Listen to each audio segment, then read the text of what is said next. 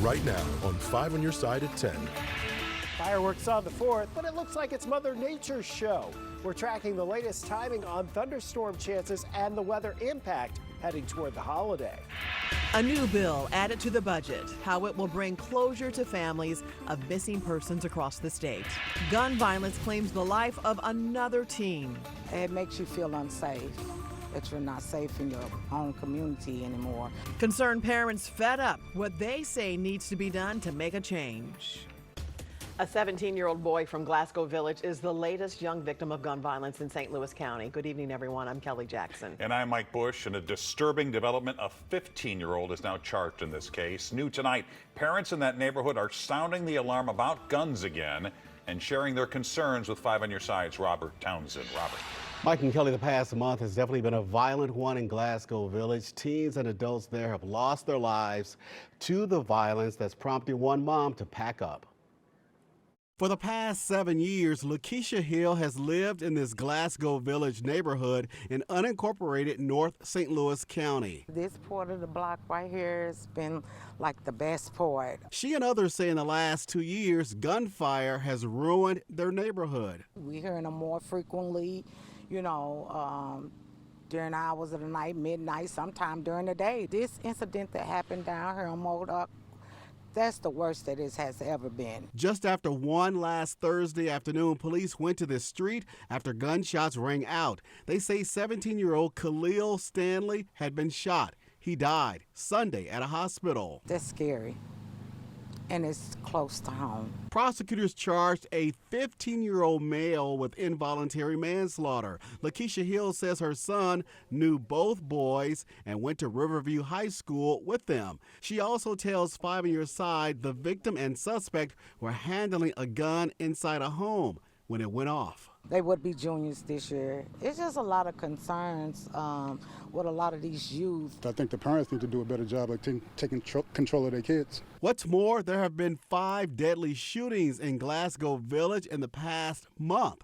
Shootings that have taken and impacted young lives. We need to still have some type of community for our children. We have to make the community better. That's the only way that it's going to get better. A passionate plea from a mom who's had enough. I'm moving at the end of the month. It's too much for me. The 15-year-old suspect charged in Khalil Stanley's death is being held at the St. Louis County Family Court. Police say the investigation is ongoing. They're asking anyone with any information to call St. Louis County Police. Thank you, Robert. A man remains in critical condition tonight, just days after he was shot during his backyard wedding reception. Dolce and Manuel Gonzalez married Friday night. Then they celebrated at their Dutchtown home. The couple, together for a decade, share 2 children. In the middle of the party, 2 men in masks walked through the gate and started going through people's pockets. You can see them here on the Ring door video. They shot Manuel Gonzalez in the head. They just said, "Don't move." As soon as he said that, I ran inside, so I didn't witness when he got shot. I heard the gunshot when I was running through the house. There are no arrests, and family is asking if anyone has any information or Ring door video to call police. Right now, there's a GoFundMe set up to help the family. If you'd like to help, visit KSDK.com and go to the section As Seen on TV. Well, sunshine will soon give way to storm clouds. Chief Meteorologist Scott Connell is breaking down the upcoming shift in our forecast. Scott? Yeah, we are talking about changes coming our way here, and the weather impact forecast going into the next few days. The biggest impact is going to be by the time we get to Wednesday and into Wednesday night and Thursday, which includes the 4th of July. Right now, we're going with a weather impact day for Wednesday afternoon, starting 3 to 9 o'clock, but Thursday into Friday, there are potentially more strong thunderstorms across the area. Already, the Storm Prediction Center has this area southeast of St. Louis highlighted for that risk for some damaging winds, maybe some hail. But we also have the potential for having heavy rainfall, and it's several waves of rain and thunder that we'll be dealing with. The first arrives early on Wednesday morning, and then late Wednesday afternoon, some stronger storms, and then potentially Thursday morning. This is off and on right into early Friday, and it looks like it's going to impact our fireworks displays as well. Good news is it's still really comfortable tonight. We're dropping back into the 60s, even some 50s east of St. Louis with pleasant conditions and a mainly clear sky. We'll talk more about what's ahead for this long holiday weekend for many in a few minutes. See you then, Scott. Tonight, another alarming incident involving a minor with a gel blaster toy gun, triggering an urgent police investigation. Just last week, we reported on a teen firing gel beads into a crowded Creve Coeur movie theater. Now, Florissant police are in pursuit of a minor who targeted a real estate worker with the same type of weapon. As Brent Solomon joins us to explain, things quickly escalated from there. They sure did, Mike and Kelly. Now there's a warning coming in from police tonight. Speak with your kids about using toy guns in public, because you never know what the person on the other end might do if they believe they're in harm's way.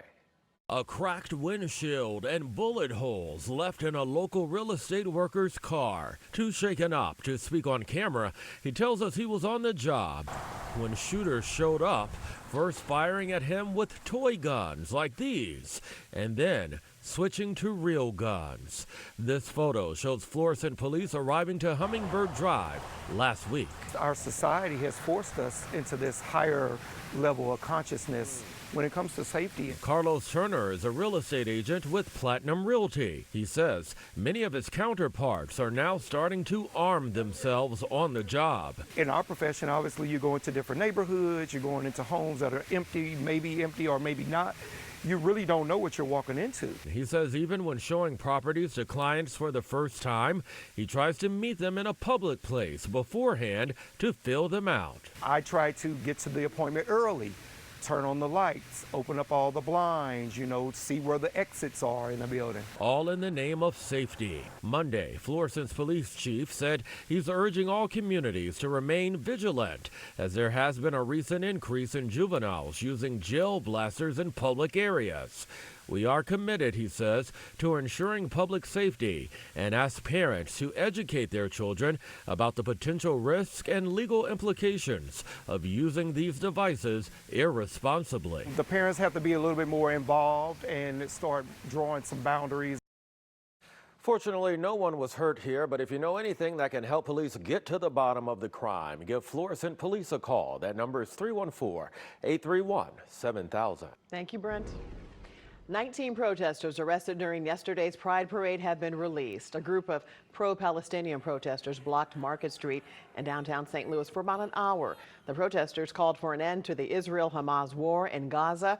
They were also asking Pride STL to stop accepting funding from Boeing, which does business with Israel. Pride STL Director of Diversity and Inclusion told us the priority is to keep the festival free so that everyone can attend. The protesters say they were treated unfairly.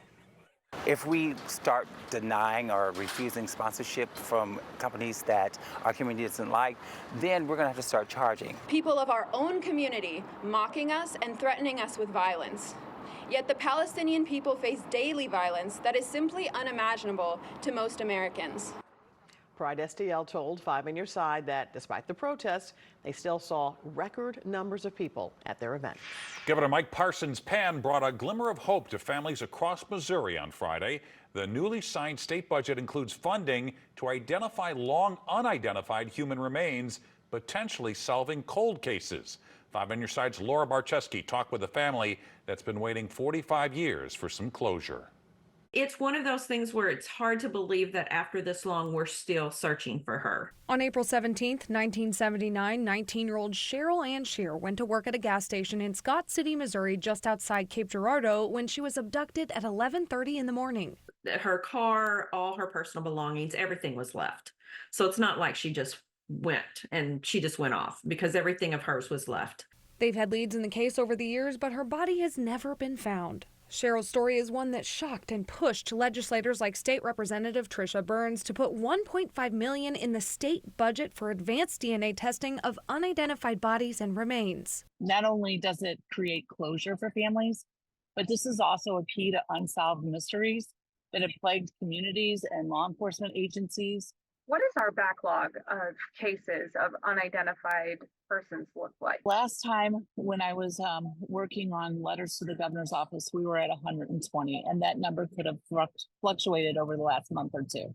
Dr. Lindsay Trammell, a forensic anthropologist in the St. Louis County Medical Examiner's Office, says identifying remains is tough even with new technology. It is my job once they are brought into the medical examiner's office to look at the remains, especially when they're not recognizable. She then gives that information to law enforcement to try and match it to a missing person, but that doesn't always work, which is where advanced DNA testing comes in. The last thing that we are going to do is submit maybe a bone or a tooth sample for DNA analysis. And there isn't a lab in the state of Missouri that actually has that technology. For those reasons, the process took years and was very expensive. With this new funding, the Missouri State Highway Patrol will be able to send off all the unidentified remains to a contractor, so maybe families like Cheryl's can find peace. Having this is going to give everyone more opportunity to submit things for analysis and hopefully, identify these individuals and be able to bring them home to their families. Reporting in St. Louis County, Laura Barcheski, 5 on your side. Now, the next step is for a DNA lab to be selected, and then families of missing people will be notified about the process. A landmark decision. Former President Trump is granted partial immunity in the January 6th case. What this means ahead of the November election, making mental health a priority. Honestly, it's a constant battle. Every day I'm working on my mentality, I'm working on my mind-body connection. As athletes prepare for their journey to Paris, the moves they are making to be advocates for themselves and others. It's summer thunderstorm season, and the storms are pretty plentiful well to our west when our humidity returns and the storms ramping up.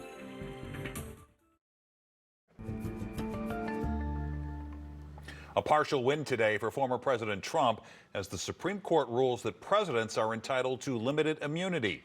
The court says Trump is immune from prosecution for official conduct related to his presidential duties while in office. This does not cover personal acts, but now the case heads back to a lower court to decide what is considered an official act and what is not. I think Trump's role on January 6th was the commander-in-chief. I'm outraged that American citizens will go to the polls in November not knowing the details.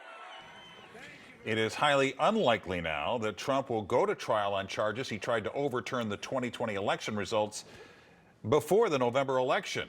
Today's decision comes 2 weeks before Republicans host their national convention, where Trump is expected to officially be named as the party's nominee for president.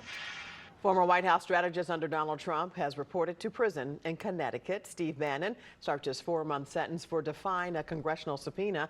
Bannon was convicted for not complying with the now defunct White House Select Committee that investigated the Capitol insurrection. He's the second former Trump aide to be imprisoned for a contempt of Congress conviction. Many Olympic athletes have been on a campaign to let other athletes know it's okay not to be okay. You'll remember at the Tokyo Olympics, Simone Biles shocked the world when she withdrew from team competition. Biles hit a tipping point when she experienced the twisties. That's a term referring to a mental block when a gymnast loses control of their body in the air. Biles is now a mental health advocate, and she's not alone.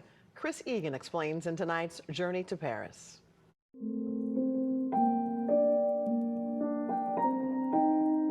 Standing on a platform 32 feet above the water can be a scary and lonely place.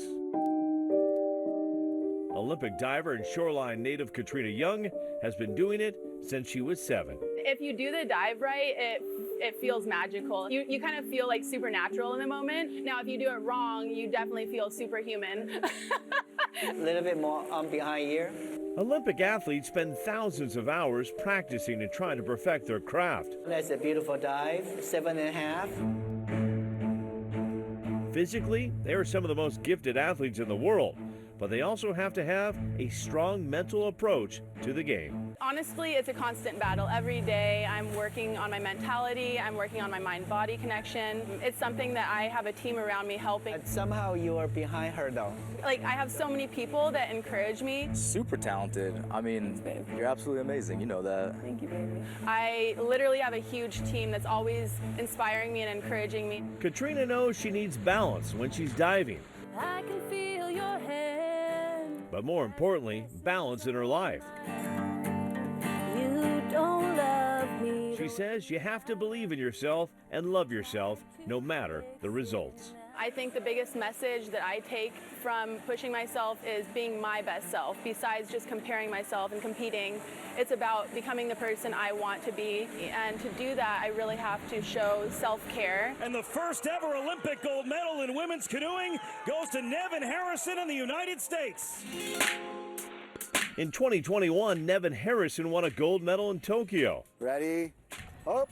The Seattle native is back to defend her title in Paris. And while she suffered some injuries along the way, she also knows about dealing with mental struggles. I remember in Tokyo when I heard about Simone Biles, and I don't think I fully understood it. I think it's because I never experienced the level of spotlight that she did. I find myself lucky enough to never experience that level of spotlight still, but the amount increased, and then I realized, oh, that's what it feels like. That's what she was going through. Being vulnerable, having conversations about mental health. Nevin wants everyone to know it's okay not to be okay. Like, you don't have to have this plastic mold of yourself 24/7 because you think that's what you need to do. I think it's all kind of a process of really good days and really bad days.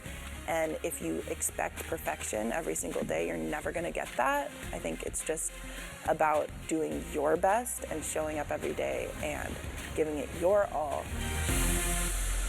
The International Olympic Committee has launched a mindfulness program providing 2,000 licenses to athletes for the Calm app as a day-to-day attempt to support mental health and well-being.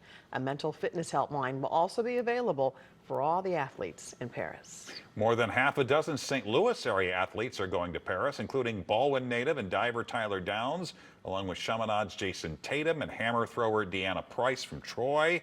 There are still a few others who could potentially make the team. Be sure to watch the Olympics here on 5 on your side starting July 26th.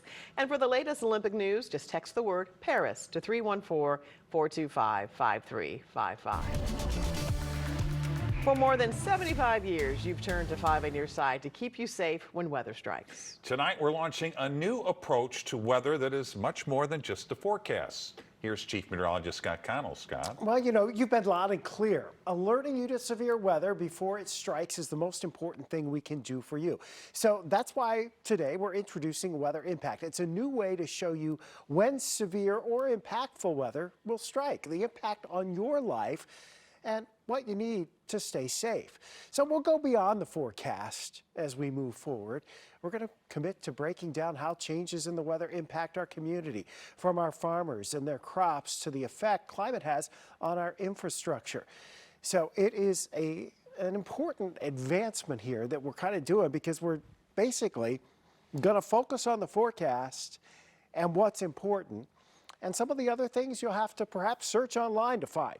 So we already have our first weather impact alert days, and that's starting Wednesday afternoon because of the threat of some stronger storms and also the potential that we'll be looking at periods of heavy rain, waves of showers and thunderstorms. That's going to take us into the 4th of July and then right into Friday morning. We should get a little bit of a break after that, but that's the area, that's the time frame where we're most concerned. Here's the timeline on that with Futurecast. We should have showers and thunderstorms on our doorstep before daybreak on Wednesday.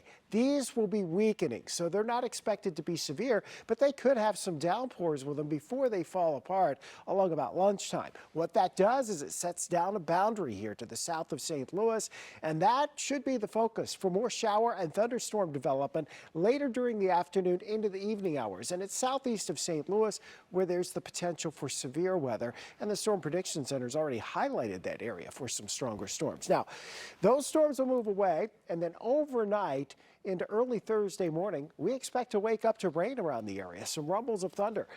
Your 4th of July will start off with Mother Nature's fireworks and the potential for some good downpours. Then we'll get a break here as we head towards mid-morning into the afternoon hours before the next round of showers and thunderstorms start to flare up with the heat of the afternoon. It's not going to be overly sunny on Thursday, but it will be sticky and it will still be quite warm. And with that front approaching from the north and west, we only go out to 7 o'clock on that high resolution guidance. That's when we expect to see some of the stronger thunderstorms. As far as Wednesday goes, your weather impact alert from 3 until 9, the potential for strong storms. What you need to do right now is basically stay aware, make sure your cell phones are charged. You'll probably need your umbrellas at some point. Then as we look towards the 4th of July, rain is likely in the morning. Odds are that's not severe. Then a mix of sun and clouds by midday, partly cloudy, but then thunderstorm chances increase as we head towards the evening hours. All because of what's out here to our west. There's a lot there that we'll be dealing with here over the next couple of days. It's comfortable in the outlying areas. Some spots already down into the mid-60s. Lambert right now reporting a temperature at this hour of 76 degrees. 80 was our high for today. Tomorrow, bright sunshine. We're headed back to 95 degrees.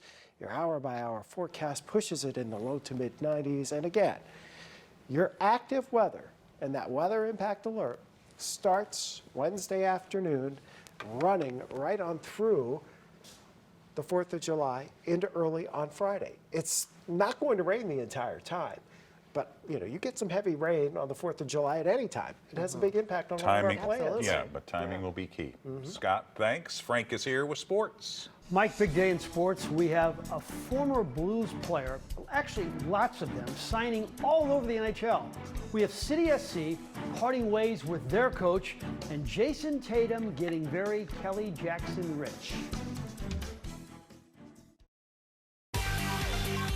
This 5 on Your Side Sports Report is sponsored by Telly Tire and Auto Centers, driving your way since 1942. It's amazing when you think about it. Last year, the MLS and the city of St. Louis were gushing about the greatness of Bradley Carnell. He won the Western Conference with an expansion team. Today, he was fired and replaced by his assistant, John Hackworth, on an interim basis. The team has just 3 wins in the season and is currently riding a 9-match winless streak that stretches all the way back to May 11th. Saturday night in Vancouver may have been the final straw, with City blowing a 2-0 lead to the Whitecaps in yet another loss. The men who made the move talked about the next steps in hiring a full-time coach. We're definitely looking at the market right now, that's clear.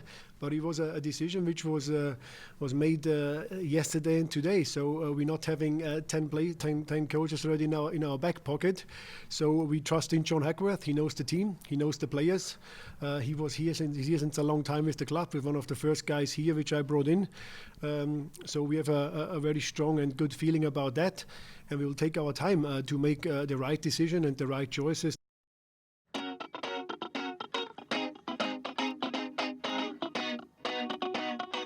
Look, I'm not arguing the firing. You win 3 games out of 20 matches, and it's brutal. But don't forget, on Saturday night, because of injuries, his starting lineup had 11 players with 7 combined goals. He had 6 new starters. Bradley went into a gunfight with no bullets.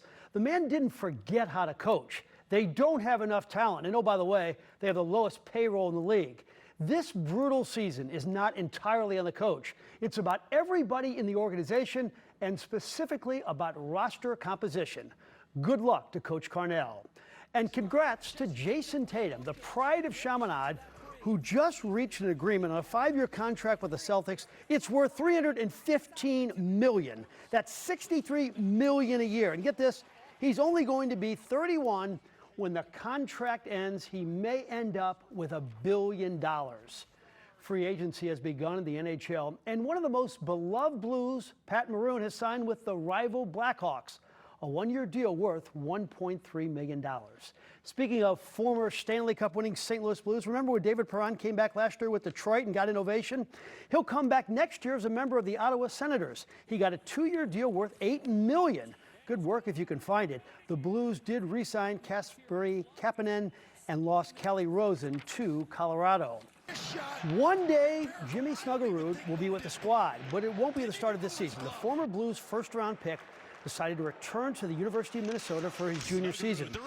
The 20-year-old has 84 points in 79 games in his 2 seasons for the Gophers and is also starred for Team USA. He's in town for the Blues developmental camp this week and was asked, why go back to college? There was a lot of factors, honestly. The piece of, not rushing it, the piece of wanting to win a national championship, and the piece of being a leader in that program, I think, is what it truly came down to for me. And, it really wasn't an easy decision, and I would consider it the hardest decision of my life. But, I factored in all those things, and, I woke up one morning and, that's what my decision was, and I'm sticking with it. The National Hockey League will allow Joel Quenneville to seek employment in the league. Quinville was banned in October of 2021 after an independent investigation into how they handled a sexual allegation in 2010 in Chicago. At the time, Quinville was coaching the Florida Panthers. Quinville coached the Blackhawks to 3 Stanley Cup titles. The former Blues coach is second all-time in wins. 2 other former Blackhawk executives will also be allowed to work in the NHL again. And that will do it in sports. Frank, thanks. We'll be right back. The Cardinals are celebrating the 4th of July with a 2-day flash sale starting tomorrow. You can buy tickets for any July and August Monday through Thursday home game for just $4. The sale will end at 9 Wednesday night, and you can only buy the tickets online or over the phone. Available games include Kansas City, the Milwaukee Brewers, and the San Diego Padres. And they're playing great baseball right now. Yep. There you have it. 5 on your side at 10. The Tonight Show starring Jimmy Fallon is next. Be sure to start your day with Today in St. Louis. That starts at 4 a.m. Have a great tomorrow.